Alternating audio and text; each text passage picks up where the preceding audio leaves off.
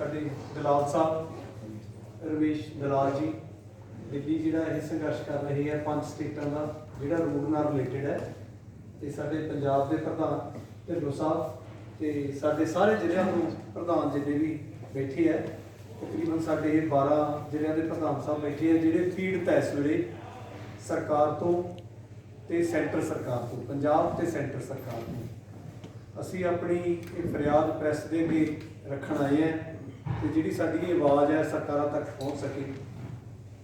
ਜਿਹੜਾ ਸਾਡਾ ਇਹ ਰੂਟ ਦਾ ਮਸਲਾ ਹੈ ਇਹ ਬੜਾ ਗੰਭੀਰ ਹੋ ਚੁੱਕਿਆ ਤੇ ਸਾਨੂੰ ਤਕਰੀਬਨ 3.5 ਮਹੀਨੇ ਹੋ ਗਏ ਅਸੀਂ ਸੰਗਰੂਰ ਤੇ ਪਟਿਆਲੇ ਦੇ ਵਿੱਚ ਡੇ ਨਾਈਟ ਧਰਨਾ ਲਾ ਰਹੇ ਹਾਂ, ਪਰਮਾਨੈਂਟ ਬੈਠੇ ਹਾਂ ਤੇ ਬੜੇ ਸ਼ਾਂਤੀਪੂਰਵਕ ਢੰਗ ਨਾਲ ਬੈਠੇ ਹਾਂ ਤੇ ਪਰ ਸਾਡੀ ਜਿਹੜੀ ਉੱਥੇ ਕੋਈ ਸੁਣਵਾਈ ਨਹੀਂ ਹੋਈ।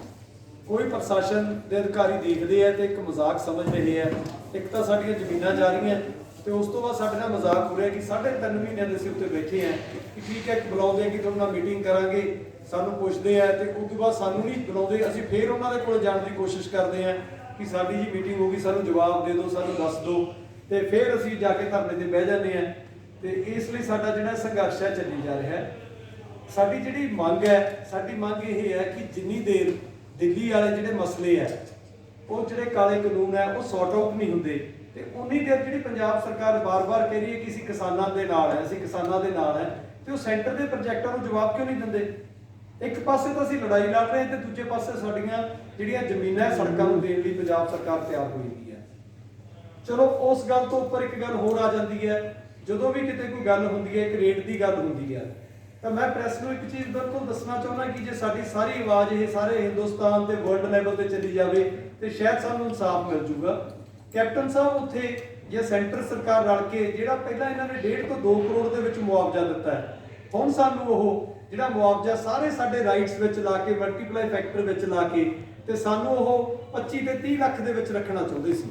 ਚਲੋ ਅਸੀਂ 3.5 ਮਹੀਨੇ ਲੜਾਈ ਲੜੀ ਤੇ ਸਾਨੂੰ ਹੁਣ ਸੂਤਰਾਂ ਤੋਂ ਪਤਾ ਲੱਗਿਆ ਕਿ ਸਰਕਾਰ ਥੋੜਾ ਜਿਹਾ ਉੱਪਰ ਨੂੰ ਗਈ ਹੈ।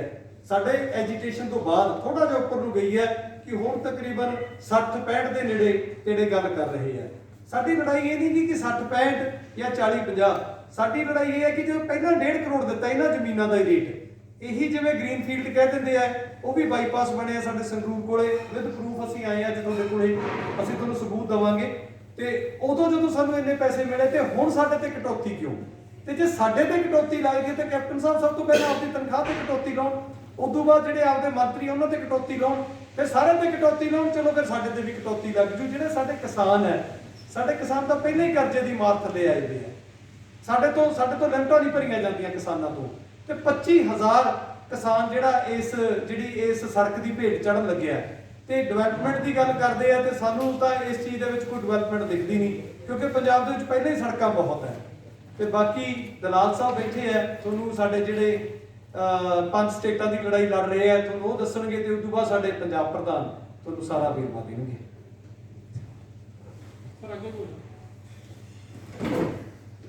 नमस्कार, सत श्री अकाल। रमेश दलाल, अध्यक्ष भारत भूमि बचाओ संघर्ष समिति। हमारे इस संगठन के बैनर के नीचे 5 राज्य पंजाब, हरियाणा, राजस्थान, गुजरात और दिल्ली जमीन अधिग्रहण जो केंद्र सरकार के प्रोजेक्ट है रोड और रेल, उसमें जो धांधलियां हो रही है, जो कोडियों के भाव जमीन ली जा रही है, वो लड़ाई लड़ रहे हैं। और इस संदर्भ में हम 21 तारीख को गांव नीलोठी, जिला झज्जर, हरियाणा, जो हमारे किसान बैठे टीकरी बॉर्डर और सिंगू बॉर्डर के नजदीक, हमने एक बड़ी पंचायत 5 राज्यों की रखी। ये जो 5 राज्य है जिनकी जमीन जा रही, हरियाणा, पंजाब, राजस्थान, गुजरात और दिल्ली, इसी में पगड़ी की रिवाज है, पूरे देश में नहीं।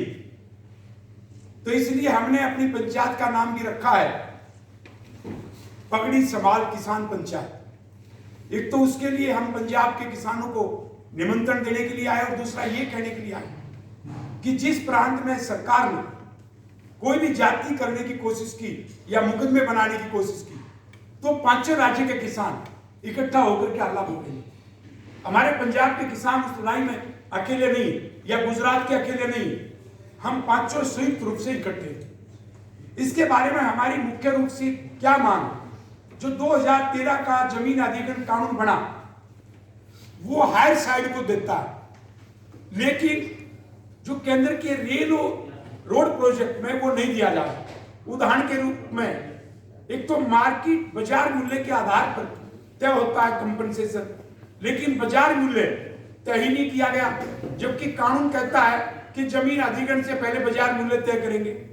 और उसके बाद रिहेबिलिटेशन अवार्ड रोड के महकमे में कोई बनाया नहीं, जबकि सेक्शन 31/2013 की वो मैंडेटरी है, उसको नहीं बनाया। चलो रीसेटलमेंट के लिए 1 मिनट के लिए अलग रखते हो, लेकिन रिहेबिलिटेशन जिसमें सरकारी नौकरी का प्रावधान है, जिसमें अलग से मुआवजे का प्रावधान है, वो भी हमें नहीं दिया गया। एक है फैक्टर। अब कुछ राज्यों में तो रोड का प्रोजेक्ट मान लो एक ही प्रोजेक्ट है, उदाहरण के रूप में अब आपका अमृतसर जामनगर वो पंजाब से चला, राजस्थान गया, गुजरात गया, तो गुजरात में तो दिया जा रहा है 4 गुना, पंजाब में दिया जा रहा है 2.5 गुना, 1.25 का फैक्टर, हरियाणा में भी 1.25 का फैक्टर, जबकि दिल्ली में यही प्रोजेक्ट जब जाता है तो वहां 4 गुना। लेकिन हम सभी सरकारों से लड़ रहे हैं। हमारा आंदोलन पूर्ण रूप से गैर राजनीतिक है, क्योंकि भारतीय जनता पार्टी की केंद्र की सरकार तो गड़बड़ कर ही नहीं, लेकिन पंजाब और राजस्थान में कांग्रेस की सरकार है जो हमें भाव नहीं दे रही, और दिल्ली में आम आदमी पार्टी की सरकार। आम आदमी पार्टी की सरकार ने 2019 से पहले कहा कि वो 5 करोड़ रुपए प्रति एकड़ बाजार मूल्य करने जा रहे हैं, लेकिन आज मुआवजा मिला 53 लाख का। तो केजरीवाल जी क्या कर रहे हैं? एक दूसरे पर आरोप लगाते रहते हैं। इसी प्रकार से पंजाब का देखो, उसी प्रकार से राजस्थान का कांग्रेस की सरकार है, बाजार मूल्य 7 लाख रुपए पंजाब में, और राजस्थान में सिर्फ 40,000 रुपए प्रति एकड़ या 50,000 रुपए प्रति एकड़। आज के दिन झोपड़ी दिल्ली में, चंडीगढ़ में वो बिकती है लगभग जाके 20 लाख की, और हमारी जमीन का मूल्य इतनी जिसमें 5,000 गज के रियाज उसका आप रेट ये दे रहे। तो हमारी लड़ाई कांग्रेस, भाजपा और आम आदमी पार्टी सबके बारे में किसान का हितैषी कोई नहीं, क्योंकि किसान के हितैषी के रूप में ढोंग रचते। मैं पूछता हूं कैप्टन अमरिंदर सिंह जी, आपने 3 कृषि बिल पर हमारा साथ देने का वादा किया, आपका धन्यवाद। आपने विधानसभा में बिल भी लेके आए, लेकिन ये जो केंद्र के प्रोजेक्ट हैं और इसमें घपला हो रहा है और दूसरे राज्यों से पंजाब को कम मिल रहा है, तो कम से कम पंजाब में तो पहले न्याय दीजिए, तब हम मानेंगे आप किसान हितैषी हैं। इसलिए सब नोटंकी कर रहे हैं, और मैं ये कहना चाहता हूं कि इसके अतिरिक्त भी हमारी मांग है। जैसे बराबर से रास्ते नहीं दे रहे, असेस कंट्रोल रोड बना रहे, उस पर हमें एंट्री नहीं है, और एंट्री के बिना हम उसमें कोई कारोबार नहीं कर सकते। तो हमारा कहना बराबर से 33 फुट का या तो सर्विस रोड दो या हमें रोड के ऊपर एंट्री दो, और यही नहीं, उसके बाद में आप दूसरी चीजों पे आप जाएंगे। जब 2 टुकड़ों में जमीन बढ़ जाती है तो केंद्र सरकार की पॉलिसी उसमें ज्यादा मुआवजा मिलेगा, लेकिन हमारी जो बीच से ग्रीन फील्ड निकाल दिया तो एक किसान की जमीन 2 जगह बट रही है, और सरकार कोई एक्स्ट्रा नहीं दे रही, कानून में लिखा हुआ है। और इसके अतिरिक्त भी आप ये देखिए, हरियाणा पंजाब एक बात के लिए और मर रहा है, वो इस बात के लिए मर रहा है, हमारे यहाँ ज्वाइंट अकाउंट है, तो ये डिस्प्यूट खड़े कर दिए। कानून कहता है कि हम प्रभावित परिवार को देंगे, यानी जो कब्जे में बैठा है, और ये मुआवजा किसको दे रहे? जो कब्जे में बैठा है उसको नहीं दे रहे, वो ज्वाइंट में सबको दे रहे। वो एक अलग से झगड़े पंजाब में, हरियाणा में शुरू कर दिए ताकि हम आपस में लड़ते रहे। तो इसमें बहुत सारी कमियां हैं, इसलिए हम चाहते हैं कि सभी एक प्रकार से भारत सरकार को बड़ी कमेटी बनाए, राज्य सरकारों को विश्वास में ले, और हमारे 5 राज्यों का के साथ न्याय करें। और ये हम आपको बता दें कि अखबार लगातार धरना 15 जनवरी से चालू है। एक तरफ जो हम कृषि बिल को रद्द करवाने की लड़ाई में एसकेएम का साथ दे रहे, लेकिन एसकेएम ने भी जमीन अधिग्रहण पे हमारा आज तक साथ नहीं दिया। लेकिन एक बात मैं कहना चाहता हूं, क्या जमीन अधिग्रहण कानून के बिना अडानी अंबानी के पास जमीन जाएगी? कभी नहीं जा सकती, क्योंकि जमीन अधिग्रहण कानून से जाएगी। वो इसलिए मैं कह रहा हूं, अपने देश में प्रॉपर्टी का अधिकार संवैधानिक अधिकार है, जो बहुत सारे देशों में नहीं है। इसमें आर्टिकल 300A है जो हमारी रक्षा करता है, और इसलिए मैं जमीन अधिग्रहण पे भी 2 बातें आपसे करना चाहता हूं। वो क्यों गैर कानूनी है? कृषि मंत्री संसद में खड़ा होकर कहता है कि काला बताएं।